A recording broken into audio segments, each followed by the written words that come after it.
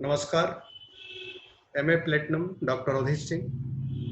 Consultant homeopathic physician of chronic diseases, university student health complex care unit, BHU Varanasi. Friends, आप सभी का मैं इस प्रेजेंटेशन में वेलकम करता हूं और मैं जहां तक समझता हूं कि हम सभी लोग अपने हेल्थ के प्रति बहुत कॉन्शियस हो चुके होंगे और किसी भी विपरीत परिस्थिति में हेल्थ के लिए जो रिक्वायर्ड पैरामीटर्स होते हैं उनको अपनाने का माइंडसेट हमारा आपका डेवलप हो गया होगा। फ्रेंड्स, मानव मस्तिष्क और मानव शरीर के साथ साथ इस धरती पर जितने भी जीव जंतु हैं सबकी सुरक्षा के लिए प्राकृतिक माहौल, प्राकृतिक वातावरण बहुत जरूरी है। ये हम सभी लोग अच्छी तरीके से समझते हैं। इस प्राकृतिक माहौल में, वातावरण में जो भी व्यक्ति प्रकृति के अनुसार रहेगा वो स्वस्थ रहेगा। मानव मस्तिष्क के साथ मानव शरीर जिस तरीके से सक्षम है किसी भी तरीके के अप्राकृतिक और प्राकृतिक परेशानियों को हल करने के लिए या उनको ओवरकम करने की क्षमता रखता है, उसी तरीके से फ्रेंड्स ये हमें आपको समझ में आना चाहिए कि कोई भी बीमारी आए हम उसको ओवरकम कर सकते हैं। सिर्फ और सिर्फ कंडीशन ये है कि मानव निर्मित संसार में हम प्रकृति के नियमों का पालन करें। जब मानव निर्मित संसार जो बन गया है हमारा, जो ह्यूमन मेड चीजों से घिरा हुआ है, उसकी वजह से हमारा आपका माइंड, बहुत कम लोगों का माइंडसेट इस चीज को समझने के लिए तैयार होता है कि स्वस्थ रहने के लिए प्राकृतिक जलवायु या वातावरण का कितना बड़ा किरदार होता है। हम आप अपनी मानवीय सुविधाओं में इस तरीके से घिर चुके हैं कि हमें ये सोचने का वक्त नहीं होता कि ये हमारा शरीर मानवीय संरचना नहीं है, मानव द्वारा निर्मित संरचना नहीं है, ये ईश्वरीय प्रदत्त प्राकृतिक संरचना है। और इस प्राकृतिक संरचना को अगर हम चाहते हैं कि स्वस्थ रखें और पूरा जन्म से लेकर के मृत्यु तक के बीच के सफर को हम स्वस्थ रखते हुए अपने जीवन की यात्रा को पूरा करें, तो बहुत आवश्यक हो जाता है कि प्राकृतिक नियमों का हम पालन करें। अप्राकृतिक तो नहीं कहेंगे, लेकिन मानव निर्मित नियमों का पालन करने के लिए मानव ने तरह तरीके के नियम बना रखे हैं जिससे कि मानव जीवन बेहतर होता जाए। प्राकृतिक परिस्थितियों की, प्राकृतिक स्थितियों के साथ साथ वो मानव जीवन भी अच्छा रहे मानव निर्मित संसार में भी। इसके लिए मानव ने अलग अलग नियम बनाए हैं। ट्रैफिक का रूल्स है यातायात के लिए, आपने देखा एयर ट्रैफिक का रूल्स है जब आप एक जगह से दूसरी जगह की हवाई यात्रा करते हैं। राइट वे में ट्रेन का आपने सिस्टम देखा, उसी तरह एजुकेशन का सिस्टम देखा, उसी तरीके से सोसाइटी, रिलीजन, सबका एक सिस्टम है और उस सिस्टम में जो जितना ज्यादा पालन करता है उतनी ही ज्यादा सुरक्षित और स्वस्थ महसूस करता है, अपने आप को, अपनी मानसिक अवस्था को स्वस्थ रखता है। इकोनॉमी की दुनिया में आज के समय इकोनॉमिक पर है, आर्थिक तंत्र है और आर्थिक तंत्र में सिर्फ मानव निर्मित चीजों की ही कीमत बढ़ती चली जाती है, प्राकृतिक चीजों की नहीं। लेकिन प्रकृति की जब चीजों की कीमत बढ़ना शुरू करती है तो उसका संबंध सीधे स्वास्थ्य है और स्वास्थ्य के साथ कोई भी व्यक्ति कुछ भी करता रह जाए, अगर प्राकृतिक नियमों का पालन नहीं करेगा तो वो मानसिक शांति, शारीरिक स्वास्थ्य के साथ नहीं प्राप्त कर सकता। ये बहुत बड़ा फैक्ट है जिसे हमें आपको अपना लेना चाहिए। हमारे आपके सामने जो सबसे बड़ी चीज दिखाई देती है उसका रीजन क्या है, उसके पीछे, उसके परिप्रेक्ष्य में जाएं तो हमें आपको एक चीज दिखती है कि हम आप एक प्राकृतिक, प्रकृति द्वारा निर्मित जीव होने के बावजूद भी, प्राकृतिक गुणों से भरपूर होने के बावजूद भी हम में और बाकी जीव जंतुओं में जो डिफरेंस आता है, उस डिफरेंस का सीधा संबंध हमें आपको औरों से अलग भी करता है और साथ में हमें आपको मानसिक शांति अशांति का कारण भी बनता है। आपने देखा होगा कि कोई भी चीज, कुछ भी हो, अगर किसी के बारे में आप ध्यान पूर्वक देखें तो मनुष्य के अलावा कितने जितने भी जीव जंतु होते हैं वो अपने कार्य को करते हैं, उनमें कोई कंपटीशन नहीं होता, कोई प्रतियोगिता नहीं होती कि हम उनसे बेहतर परफॉर्म देंगे। उनका एक ही अर्थ होता है, खाना और लड़ना। मतलब क्या, अगर फाइट करना या तो भोजन के लिए लड़ना, मतलब भाग जाना। तो दोनों चीजों को अगर देखें कि भोजन उनको अगर मिलता रहे और तो भोजन मिलने के लिए उनको जरूरी है कि ना मिले तो फाइट करते हैं, कमजोर से फाइट करेंगे, मजबूत के सामने भाग जाएंगे। दो चीजें आपको दिखाई देंगी। और उनके रास्ते में जो भी जरूरी चीज है उनको भगवान ने जिस तरीके से बनाया है वो कभी करने से नहीं गुजरते। क्यों? कारण क्या है कि एक व्यक्ति, एक जीव का जो शरीर होता है उसी के अनुसार उसका मस्तिष्क की संरचना भी है। जैसे एक किसी भी जानवर का अगर हम दृष्टांत लें, कुत्ता लें, बिल्ली ले, भालू ले, चींटी ले, कुछ भी ले, तो जो कुछ भी लेंगे उनकी मान जो शारीरिक बनावट है उनके अनुसार ही उस कार्य को करने की क्षमता के अनुसार उनके मस्तिष्क की बनावट है। और इसलिए उनके मस्तिष्क में उतनी ही सोच आती है जितना उनके शरीर को जीवित रखने के लिए आवश्यक है। और उनकी जो पूरी जीवन यात्रा है उन सारी चीजों को आप गौर से देखेंगे तो ये चीज आपको स्पष्ट हो जाएगी कि वो अपने सिर्फ कार्य तक सीमित रहते हैं, किसी और चीज से उनको कोई मतलब नहीं होता, क्योंकि उसके आगे वो सोच नहीं सकते, वो चीट नहीं कर सकते, डिसीव नहीं कर सकते, किसी से कंपटीशन मतलब उनकी कोई प्रतियोगिता नहीं होती, आपसे भी नहीं होती, ना किसी जीव जंतु से होती है, क्योंकि उनकी मस्तिष्क की बनावट ही उतनी होती है। भागना है, तेज भागना है, कोई कम दौड़ेगा, कोई हवा में उड़ सकता है, तो उनकी उसी के हिसाब से उनकी कार्य प्रणाली भी है। लेकिन कभी एक दूसरे जानवर से दूसरे जानवर का कोई कंपटीशन, कोई प्रतियोगिता नहीं होती, उनसे कोई ईर्ष्या नहीं होती, जलन नहीं होता। उनका बस एक ही मकसद होता है, अपने से मजबूत को से भाग लो, और अगर अपने से कमजोर है तो उसको भगा दो।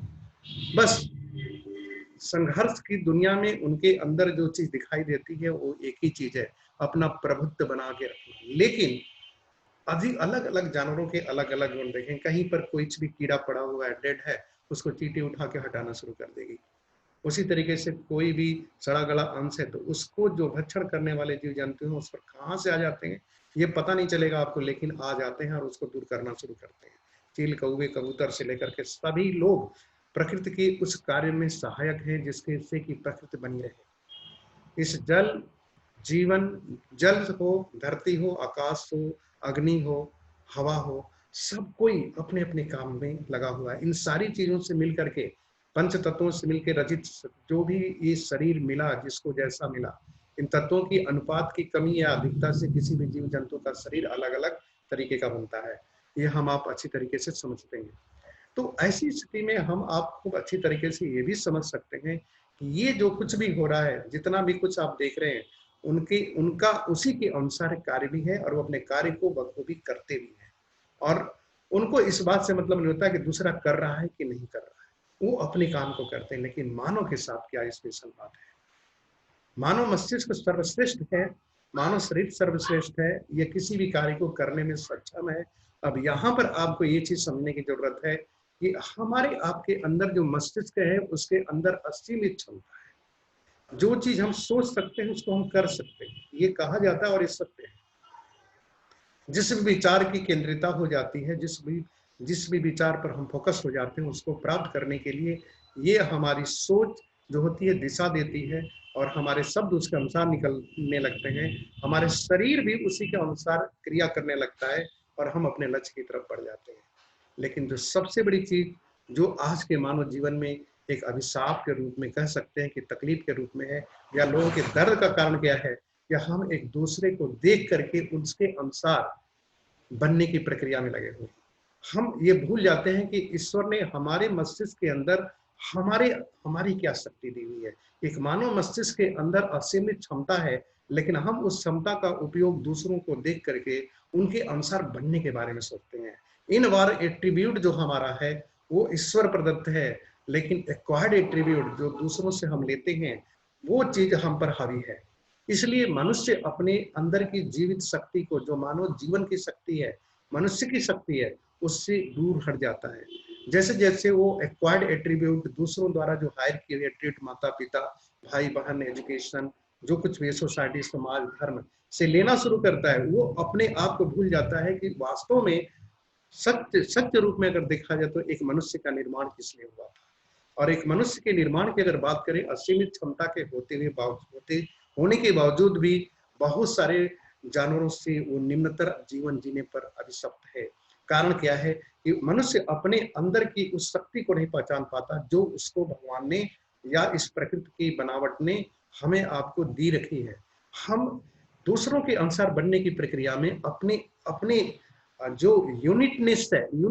है, जो अनूठापन है, जो हमारी विचित्रता है, जो और किसी भी जीव जंतुओं के साथ साथ मनुष्य से भी अलग करती है, हम वो भूल जाते हैं। एक जानवर दूसरे जानवर से मैचिंग ही रहता है, वो बहुत श्रेष्ठ नहीं हो सकता, लेकिन एक मनुष्य के अंदर ये है कि वो भी एकदम बिल्कुल एक जानवर जैसा दूसरे जानवर जैसा होता है। मतलब एक प्रजाति के जानवर दूसरे प्रजाति के उसी प्रजाति के जानवर जैसे होते हैं, उसी तरह मनुष्य की भी अपनी क्षमता होती है। लेकिन हमारे साथ जो सबसे बड़ी समस्या, जब आंखें खोलते हैं और पांचों की इंद्रियों से जो चीज दिखती है उसी के अनुसार हम बनने की प्रक्रिया में लग जाते हैं। हम भूल जाते हैं कि हमारे अंदर मनुष्य की श्रेष्ठता वाला गुण तो है,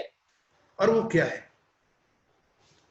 और इसी भ्रम में आज के समझ में मनुष्य अपने अंदर के उस यूनिकनेस को भूल गया है कि हम क्या कर सकते हैं, यानी हम क्या नहीं कर सकते हैं। इसकी जगह हम आसपास के लोगों के मकान, घर, जमीन, जायदाद, फेस्टिवल मनाने के तरीके, और हम कंपटीशन में चले जाते हैं कि मेरा त्यौहार उनके त्यौहार से बेहतर हम दिखाएंगे, मैं पड़ोस से ज्यादा अपने आप को खुश प्रदर्शित करूंगा। हमारा कंपटीशन खुद से होना चाहिए था, लेकिन कंप्लीटनेस की तरफ होना चाहिए था। हमको अपने आप को देखना चाहिए था कि हमारे अंदर जो वीक पॉइंट है उसको हटा करके कैसे हम बेहतर बनाएं, क्योंकि मनुष्य के अंदर ये क्षमता है कि वो बेहतर बना सकता है, लेकिन वो करता क्या जाता है,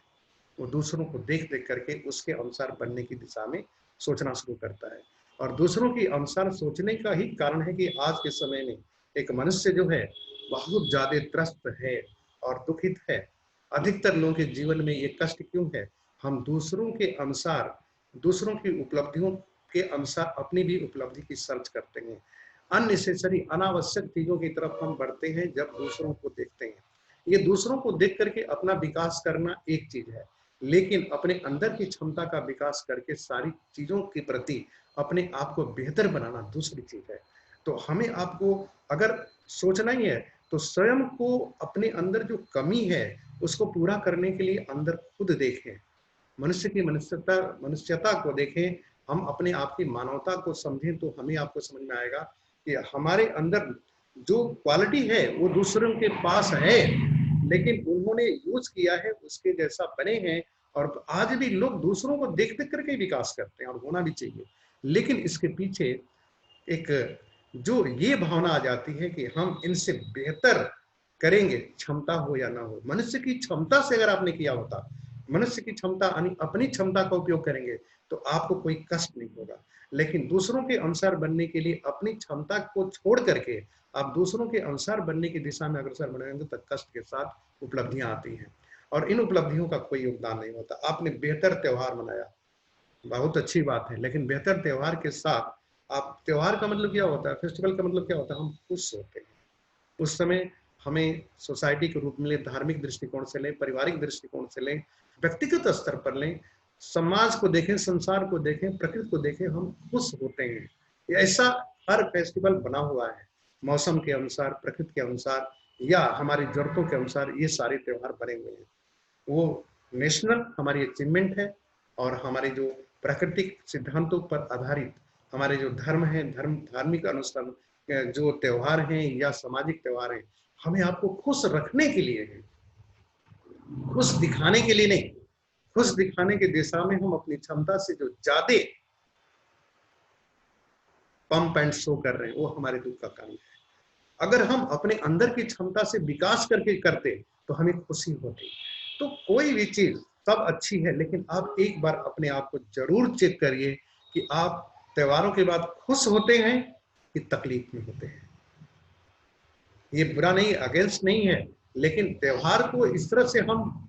अपना लक्ष्य में रखें कि हम अगले समय, अगले साल अगर किसी त्योहार को मना रहे हैं तो और बेहतर मनाएंगे, अपने अंदर की क्षमता का उपयोग करके बेहतर उपलब्धियों के साथ, न कि किसी और के कंपटीशन के साथ। अपने लक्ष्य को भूल करके, अपने जीवन के उद्देश्य को भूल करके अगर आप त्योहारों में मशगूल हैं, व्यस्त हैं, और दूसरे दिन महसूस करते हैं कि बहुत सारा चीज हमारे साथ ऐसा हो गया जो हमको पूरा करना पड़ेगा, एक ऐसा प्रेशर वाली जिंदगी जाती है, तो किस काम का ये हमारा कोई भी ओकेजन है, ये हमें आपको समझना होगा।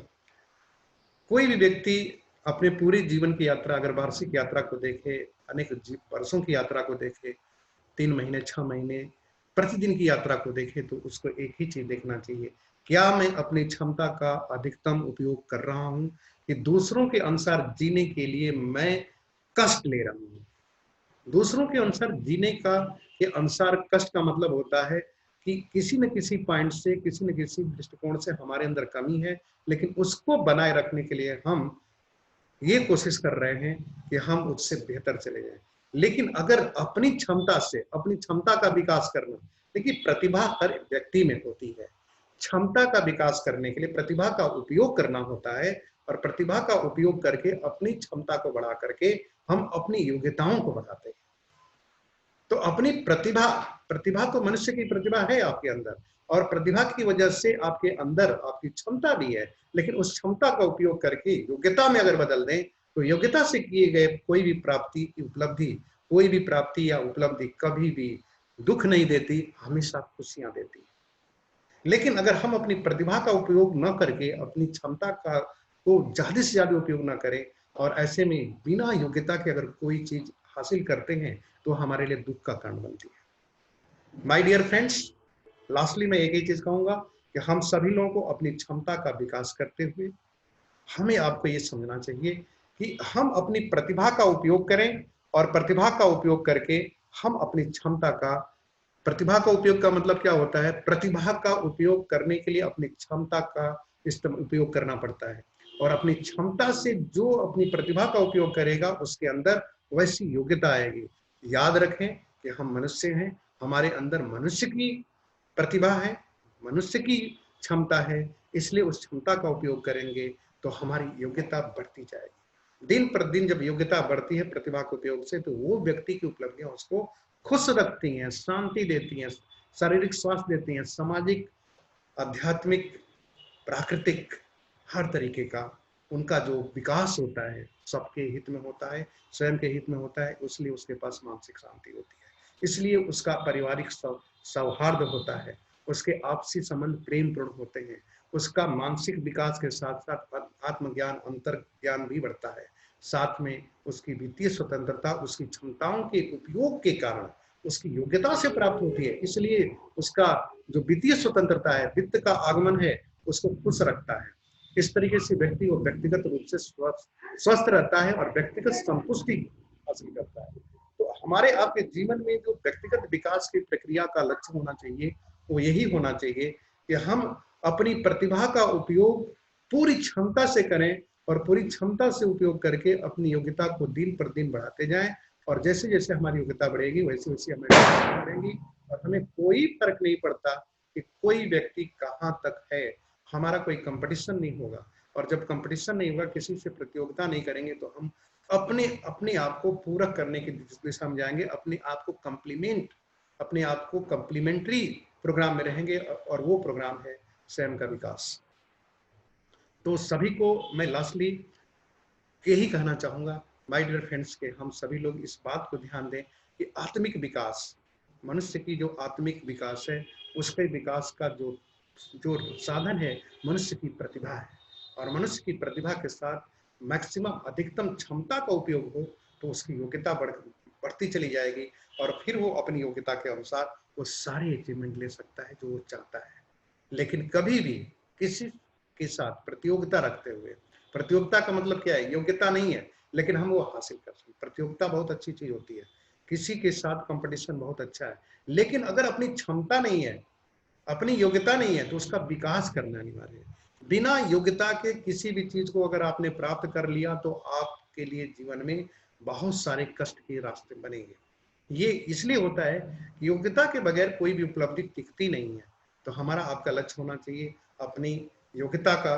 अधिकतम उपयोग, और अधिकतम उपयोग योग्यता का बनाने के लिए अपनी क्षमता को ज्यादा से ज्यादा लगाएं, और क्षमता का ज्यादा से ज्यादा उपयोग करने के लिए मनुष्य की जो प्रतिभा होती है उसका उपयोग करें, और अपने जीवन में यही लक्ष्य रखें कि हमारी हर उपलब्धि के बाद, हर त्योहार के बाद, हर जो भी चीजें हम अपने जीवन में करेंगे सुबह से शाम तक, जो शाम बीतेगा तो रात को हमें बहुत अच्छा लगेगा कि हमने अपना विकास किया, आध्यात्मिक, आत्मिक, शारीरिक, मानसिक सब विकास किया, और दूसरे दिन और बड़ा लक्ष्य लेंगे, और बेहतर करने वाले हैं। तो अपने विकास के साथ उपलब्धियां आपको हमेशा खुश रखेंगी। इन्हीं शब्दों के साथ आप सभी लोगों से मैं विदा लेता हूं। दोस्तों, आपने इस प्रेजेंटेशन को देखा, इसके लिए बहुत बहुत धन्यवाद। और आई थिंक कि आपको कहीं न कहीं इस बात का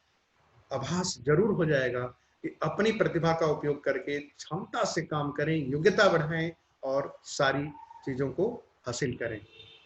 थैंक यू।